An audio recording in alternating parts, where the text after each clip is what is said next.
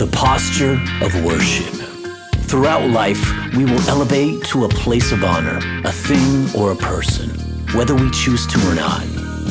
It was built into our design, and it is unchangeable. The passions of our life naturally draw levels of love and fire that we shout from mountaintops. And it's our humanity that is drawn towards fame and fortune, the glitz and glamour that captures our attention, but it's our heart that holds it in the spotlight of our life. Worship is a posture of intentional focus and honor delivered in a package of humility and surrender.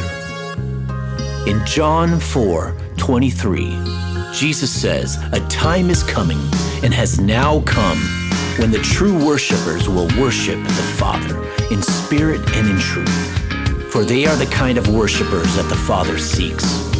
God is spirit, and his worshipers must worship in spirit and in truth." Jesus taught that where our heart is, it will expose what we treasure. Even with money, he taught that the love of it is the root of all evil. And we wonder why. Because these actions are misplaced worship. It reveals a heart separated from its design. Worship exposes the vulnerability and softness that God desires. So what is spirit? I like to see it as walking in the freedom of God's design, to flow in our creativity and to deepen connection with his spirit. And what is truth? How about the confidence in knowing him well, union with him, standing on promise, authority and balance, and recognizing the manna of the moment?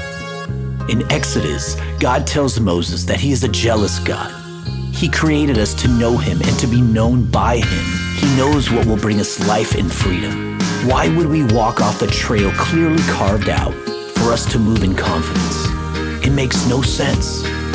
In Matthew 7, Jesus said, "By their fruit you will recognize them. Likewise, every good tree bears good fruit, but a bad tree bears bad fruit." True worship before the Lord is more than music and dancing, but more of a posture of active living and reacting to the beauty of who God is and how he is moving in your life. In over 2 decades of having the honor of helping lead people into the presence of the Lord, I have learned to find scriptures that remind me of who God is and the truth of what he desires. And in Amos 5, he says, I despise your religious feasts. I cannot stand your assemblies. Even though you bring me burnt offerings and grain offerings, I will not accept them. Though you bring choice fellowship offerings, I will have no regard for them. Away with the noise of your songs. I will not listen to the music of your harps, but let justice roll on like a river, righteousness like a never-failing stream. Worship is the beginning and end markers of daily living with God. This endless cycle of connection into action helps remind us that God is movement. Why would we allow our attention and adoration to wander off and settle before inferior things? And the challenge today is to recognize where our hearts bend and bow and commit that before the Lord, there will be no other.